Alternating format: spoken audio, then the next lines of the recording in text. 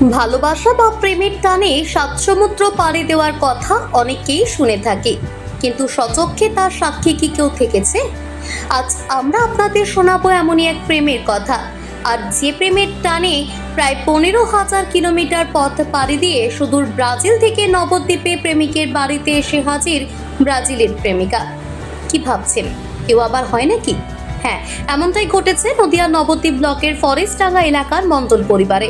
নবদ্বীপ ব্লকের ফরেস্টডাঙ্গা এলাকার বাসিন্দা কার্তিক মণ্ডল, পিতা দিলীপ মণ্ডল। কার্তিক বাবু কর্মসূত্রে সুরাটে থাকেন, আর সেখানে থাকতেই 4 বছর আগে সমাজ মাধ্যমে পরিচয় হয় সুদূর ব্রাজিলের বাসিন্দা ম্যানুয়েলা আলভেস দা সিলভার সঙ্গে। পরিচয় ধীরে ধীরে ভালোবাসার রূপ নেয় এবং পরবর্তী সময় দুজনেই বিয়ের জন্য রাজি হন। কার্তিক মণ্ডল জানান, এরপর প্রেমিকা এখানে আসে এবং আমাদের বাড়িতে বিয়ের আয়োজন করা হয়। আগামী শুক্রবার হবে বিয়ে, আর সবটাই হবে সনাতনী তথা বাঙালি মতে। ইতিমধ্যেই বাড়িতে শুরু হয়েছে বিয়ের প্যান্ডেল সহ সমস্ত রকমের তোড়জোড়। এলাকার ছেলের বউ হবে বিদেশিনী, সে কারণে প্রতিবেশীদেরও উৎসাহ এবং কৌতূহল যথেষ্ট। কিন্তু পাত্রী তো ব্রাজিলের, সেক্ষেত্রে ভাষার তারতম্য রয়েছে। কথোপকথন চলছে কিভাবে? প্রশ্নের উত্তরে মণ্ডল পরিবারের সদস্যরা জানান, বর্তমানের আধুনিক প্রযুক্তিকে কাজে লাগিয়েই চলছে, অর্থাৎ সবটাই চলছে মোবাইলের প্রযুক্তিকে কাজে লাগিয়ে।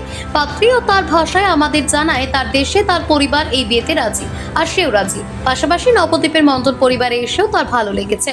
পাশাপাশি সে আরও জানায় সে শাড়ি পরতে ভালোবাসে।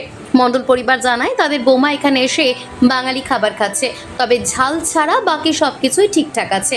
ভারত থেকে বহু মানুষ বিদেশে যায় বিভিন্ন কারণে, আর এবার সুদূর ব্রাজিল থেকে নবদ্বীপে বিয়ে করতে এসেছে পাত্রী নিজেই।